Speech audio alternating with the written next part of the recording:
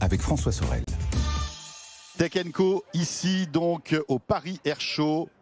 Au Bourget, à l'occasion de ce grand salon de l'aéronautique qui a lieu tous les 2 ans. Je parle d'aéronautique, mais il y a aussi évidemment beaucoup de space tech. On en a beaucoup parlé tout au long de cette émission. On en parlera d'ailleurs tout à l'heure. Deux jolies pépites que nous recevons ce soir dans Tech & Co avec Limatech et Florence Robin qui est avec nous. Bonsoir Florence. Bonsoir. Vous êtes cofondatrice et présidente donc de Limatech. Vous, votre objectif, c'est de faire les batteries les plus légères possibles. Et ça a l'air de marcher parce que vous annoncez ici un accord commercial, en tout cas une signature avec un client. C'est toujours un bon moment. Vous pourrez nous parler de tout ça dans un instant. Et puis Alice Memang est avec nous aussi. Bonsoir Alice. Bonsoir. Cofondatrice et directrice générale de Delphox, créée en 2018. Alors vous, on est sur de l'IA. L'IA qui permet en fait aux industries de l'aéronautique d'optimiser tout ce qu'ils fabriquent, mais on va rentrer dans les détails et vous allez nous donner quelques exemples aussi des activités de Delphox. Mais pour débuter, Florence, présentez-nous Limatech. Je le disais, la décarbonation de l'aviation passera pas à 100% par l'électrique, on le voit, il y a des choses qui sont physiquement aujourd'hui impossibles à faire, mais il y aura de plus en plus de batteries dans les avions et l'enjeu, c'est de réduire le poids de ces batteries, c'est ça? Et vous travaillez là-dessus?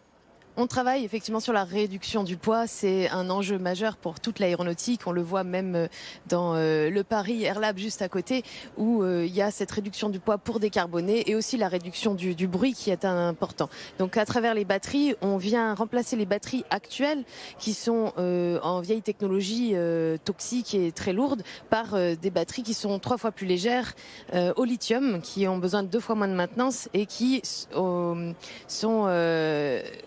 bien plus, qui ont une innovation à l'intérieur électronique qui nous permet d'augmenter de 150% la densité de puissance de nos batteries. Par exemple, on arrive à faire 13 démarrages consécutifs d'une turbine sans avoir à la recharger entre 2 démarrages, là où les autres batteries lithium n'en font que 5 et où les vieilles techno n'en font que 3. Mais quelle est votre expertise en fait? Comment arrivez-vous à ce miracle? Parce que j'imagine qu'il y a des experts dans le domaine du stockage de l'énergie qui ont travaillé là-dessus. Quelle est votre recette secrète? La recette secrète, c'est que ce qu'on a vu... Si elle est secrète, peut-être que vous n'allez pas la dire. Elle est plus si secrète parce qu'on l'a brevetée, et d'ailleurs on l'a brevetée dans le monde entier. C'est que jusqu'à maintenant, pour éviter les événements redoutés, donc les événements redoutés, pour rappel, c'est surtout l'emballement thermique. Donc la montée en température de la batterie, exactement. Ça c'est pas bon. Voilà, donc en fait les autres, le monde entier, et pas que dans l'aéronautique, dans tous les secteurs, mettent un seuil qui est fixe. Et si la courbe coupe le seuil, ça veut dire qu'il y a eu un problème et il faut venir couper la batterie. Le problème de ce seuil, c'est que ça vient mettre comme un plafond sur l'accumulateur et du coup, on ne peut pas utiliser pleinement la puissance de cet accumulateur. Nous, ce qu'on a inventé, c'est le seuil variable qui va venir s'adapter en fait à la puissance de l'accumulateur en fonction de la durée de vie. Et donc on sera toujours sécurisé, on passe jamais en dessous du seuil, donc on sera toujours détectable. Et en plus de ça, on ne met pas de plafond, donc c'est là où on augmente la densité de puissance. Alors c'est assez technique, bien sûr. C'est assez technique. Mais passionnant, malgré tout. On parle des enjeux du poids des batteries, mais finalement il n'y a pas que les aériens qui seraient intéressés par votre solution. Les voitures aussi, j'imagine.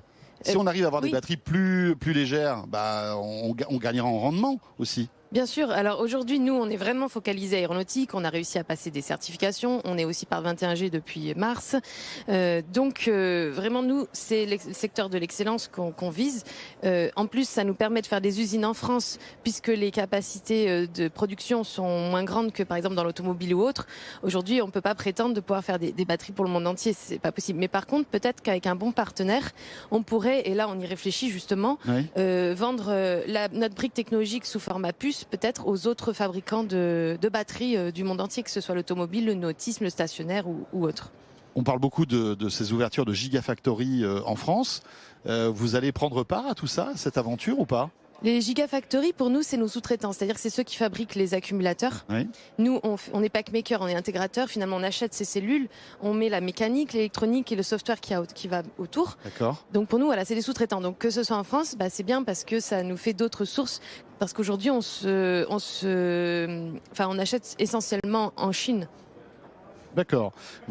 Alors votre siège est à Toulouse, mais vous avez investi 10 millions en Isère dans une usine justement de batteries qui est au lithium fer phosphate. C'est Oui. ça? Exactement. Alors, il n'y en a pas encore des cellules, des fabricants de cellules au lithium fer phosphate, il n'y en a pas encore en France.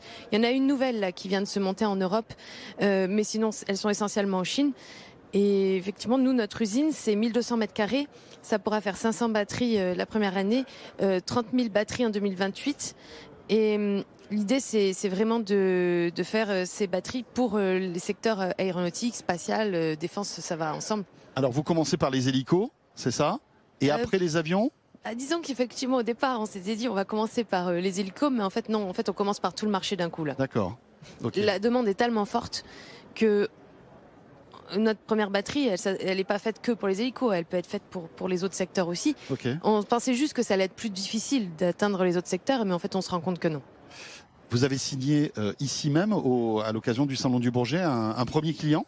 Oui. Alors, on est très heureux de l'annoncer officiellement aujourd'hui. Donc, c'est avec OEM Services, qui est une joint venture entre Safran, Thales, Liebherr et Edil Aerospace. Et du coup, c'est une signature pour un partenariat de logistique, de SAV. Ils vont gérer aussi les AOG, les stocks dans le monde entier. Donc là, au lieu d'être juste français, grâce à eux, on devient international. C'est un distributeur. Et on l'a signé avec eux là dernièrement. Très bien. Et est-ce que vous êtes adoubé par Airbus, enfin voilà, qui imagine les avions de demain, etc. Vous travaillez avec eux sur des projets? Ils s'intéressent à ce que vous faites? Oui, après je peux pas trop vous en dire parce qu'on est un peu sous NDA avec eux. C'est top secret. Mais il n'y a pas que Airbus en plus. Mais oui, bien sûr, on travaille avec les majeurs players du secteur. Bon, c'est pas dur de deviner qui ils sont. Mais oui, je prends pas trop de risques en disant qu'Airbus discute avec vous, quoi. En bien gros, sûr. c'est ça. C'est clair. Merci Florence, vous restez avec nous, bien sûr, cofondatrice et présidente de l'IMATEC.